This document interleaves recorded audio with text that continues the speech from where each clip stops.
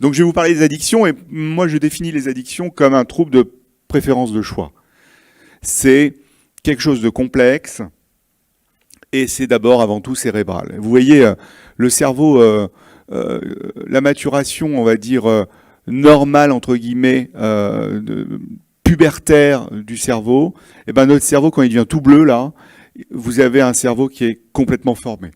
Donc c'est autour de 20-25 ans que ce cerveau devient tout bleu, c'est-à-dire que toutes les structures du cerveau sont formées, et vous avez un cerveau, on va dire, entre guillemets, moi j'aime pas le mot normal, mais normal. Vous voyez ? Si vous apportez, avant que ce cerveau devienne bleu, des produits extérieurs, fumer du cannabis, avoir des ivresses alcooliques, je sais pas, prendre de la cocaïne, de la MDMA, du protoxyde d'azote, tout ce que vous voulez, du porno, énormément de porno, etc., eh ben, ça va altérer certaines structures et le cerveau ne devient pas bleu. D'accord ? Et s'il ne devient pas bleu, ben, le cerveau va lutter. Nous, on a un cerveau qui est plastique, donc il y a une plasticité cérébrale qui fait que notre cerveau, quand il souffre, il essaye de se comporter comme un cerveau normal, entre guillemets. D'accord ? Et si on voit en volumétrie cérébrale les choses, alors j'adore le cerveau, hein, je vais vous faire beaucoup de cerveau d'abord.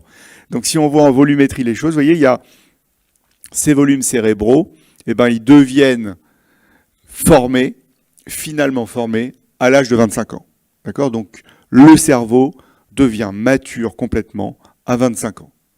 A priori, vous avez tous au-dessus de 25 ans, donc a priori c'est formé. Il y a un système qu'on appelle le système des récompenses naturelles, qu'on a tous et toutes, c'est-à-dire manger, boire, avoir des rapports sexuels, ça fait partie des récompenses naturelles. D'accord ? C'est très animal, mais c'est ce qui nous conditionne aussi pour notre survie. Et ces récompenses naturelles induisent du plaisir. Quand vous avez faim et que vous mangez, ça vous fait plaisir. Je pars hors pathologie. Quand vous avez soif et vous buvez, hors alcool, mais ça peut être aussi un peu d'alcool, dans des conditions, selon Santé publique France, 2 verres par jour, pas tous les jours, ça va entraîner du plaisir. D'accord ? Et tout ce qui vous fait plaisir, vous le recommencez. Prenez n'importe quel exemple personnel, tout ce qui vous fait plaisir, vous le recommencez. Si vous aimez écouter une chanson particulière, elle est enregistrée comme vous faisant plaisir, et ben vous allez réécouter cette chanson. Si vous aimez acheter des chaussures, et ben hop, ça va vous faire plaisir, vous allez acheter des chaussures, etc., etc., etc. Et ce qui est très très important, c'est qu'il y a 4 circuits cérébraux importants chez nous. Ce premier circuit cérébral, c'est la récompense. La récompense, c'est quoi ? C'est j'ai faim, je mange. Le cerveau, il y a un circuit animal qui s'allume, c'est le circuit de la récompense. D'accord ? On n'est pas des animaux, on a d'autres circuits qui interagissent. L'autre circuit, c'est le circuit de la mémoire et de l'apprentissage. C'est-à-dire que, depuis que vous êtes petit ou petite, vous avez appris des choses, vous avez mémorisé des choses, et votre cerveau a mémorisé des choses positives, d'accord ? Et négatives, d'accord ? Mais la force de notre cerveau, c'est que notre cerveau se rappelle que des choses positives, d'accord ? Ça veut dire quoi ? Un ado qui fume du cannabis, ça lui fait plaisir, son cerveau enregistre que la fonction « le cannabis t'a fait plaisir ». Il n'enregistre pas « le cannabis t'a fait délirer »,« le cannabis t'a rendu malade », etc. D'accord ? C'est une des fonctions de notre cerveau. D'accord ? Donc, en situation non pathologique, on a un circuit de récompense animale qui interagit avec notre circuit de mémoire et d'apprentissage. Et il y a un troisième circuit qui s'appelle le circuit de la motivation, qui agit chez nous. C'est quoi le circuit de la motivation ? C'est par exemple, et je vous en remercie, vous étiez chez vous au travail tout à l'heure, et vous vous êtes déplacé ici pour écouter la conférence.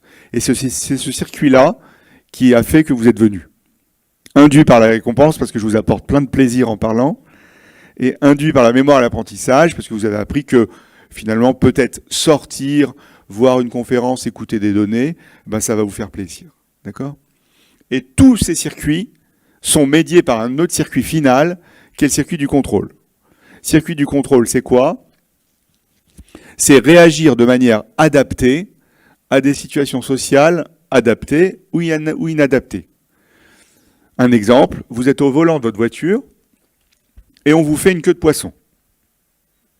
Si je vous interroge tous un par un et je vous dis qu'est-ce que vous faites, quelle est votre réaction, vous allez tous me dire, vous allez tous avoir des réponses différentes. Il y en a qui vont me dire, par exemple, qu'est-ce que vous pouvez me dire ?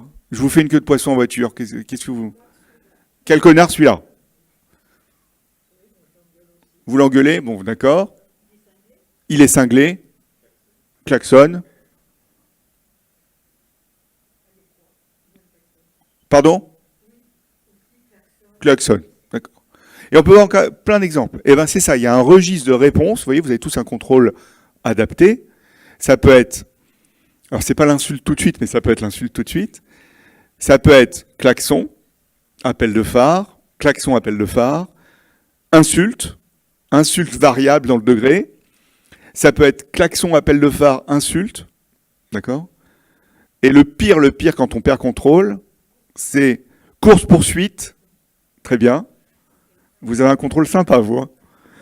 Non, je rigole. Course-poursuite, je fais une queue de poisson à ceux qui ont fait le poisson, je sors de ma voiture, je lui mets un coup de genou. Ça, c'est l'impulsivité totale. Donc, vous voyez, le registre, c'est de mesurer à très impulsif. D'accord? Et quand notre circuit de contrôle n'est pas altéré, on arrive à moduler notre réponse. D'accord? Ça, c'est en situation physiologique, c'est-à-dire non pathologique. Maintenant, si on est addict, peu importe l'addiction, hein, ça peut être du tabac, du sucre, tout ce que vous voulez, du sexe, de la cocaïne, tout ce que vous voulez. Si on est addict, vous avez le circuit de la récompense qui agit qu'avec celui de la mémoire. D'accord? La motivation, elle est isolée, c'est-à-dire que tous les addicts perdent la motivation à changer leur comportement. Et le contrôle est isolé, ils ont une perte de contrôle. C'est-à-dire que dès qu'ils ont envie de consommer, ils consomment. D'accord ? Il n'y a plus de réponse adaptée. Et c'est de quoi récompense et mémoire apprentissage seul dans l'addiction? Ça veut dire que je sais que la première fois où je me suis drogué, où j'ai bu de l'alcool, etc., ça m'a fait du bien. Le cerveau, il dit ça. Donc quand on est addict, le cerveau, il dit « t'as envie de te droguer, va te droguer ». Il contrôle rien. Et il n'a pas de motivation à se dire, bah non, je vais peut-être pas aller me droguer. D'accord? C'est pas, vous prenez toutes les addictions, c'est ça. D'accord? Quelqu'un qui est addict au porno en ligne, c'est ça. Quelqu'un qui est addict aux jeux de hasard et d'argent, aux jeux de grattage, aux jeux de casino, c'est ça. D'accord? Il n'y a plus de contrôle, il n'y a plus de motivation, c'est que de la récompense, la recherche de récompense sans arrêt. C'est important. Et si je vous montre ma théorie des feux tricolores, vous voyez le cerveau non addict.